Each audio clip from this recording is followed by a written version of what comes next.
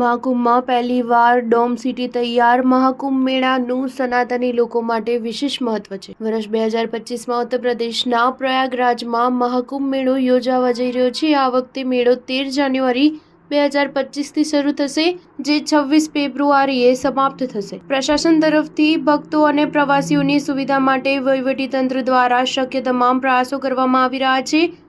આ સંદર્ભમાં હવે પ્રથમ વખત ભક્તોની સુવિધા માટે ટેન્ટના કેમ્પ સાથે ડોમ સિટી બનાવવામાં આવી રહ્યું છે। મહાકુંભ વિસ્તારમાં એરેલ વિસ્તારમાં ડોમ સિટી બનાવવામાં આવી રહ્યું છે। શહેરમાં 22 મોટા સ્ટ્રક્ચર બનાવવામાં આવ્યા છે। દરેક સ્ટ્રક્ચર 2 ભાગમાં વહેંચાયેલું છે। બંને ભાગોમાં જમીનથી લગભગ 15 ફૂટની ઊંચાઈએ ડોમ તૈયાર કરવામાં આવ્યા છે।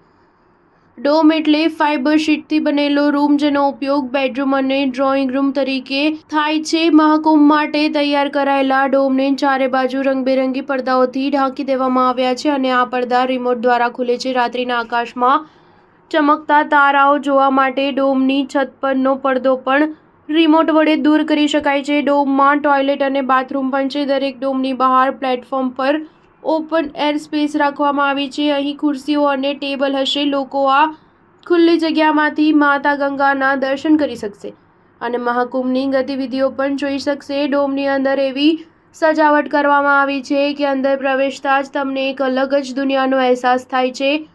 દરેક ડોમની નીચે લાકડાના 4 કોટેજ પણ બનાવવામાં આવ્યા છે। આ ઉપરાંત ડોમ સિટીમાં મોટી યજ્ઞશાળા તૈયાર કરવામાં આવી રહી છે, તેમજ ભક્તો માટે વ્યક્તિગત રીતે યજ્ઞ અને પૂજા કરવા માટે નાના યજ્ઞશાળાઓ પણ છે। આ સિવાય યોગ કરવા માટે જગ્યા છોડવામાં આવશે અને મંદિર પણ બનાવવામાં આવશે। ડોમ સિટીમાં દરરોજ સાંજે સાંસ્કૃતિક કાર્યક્રમો અને આરતી થશે। સ્ટાર ન્યૂઝ 7 હંમેશા સચ્ચાઈની સાથે।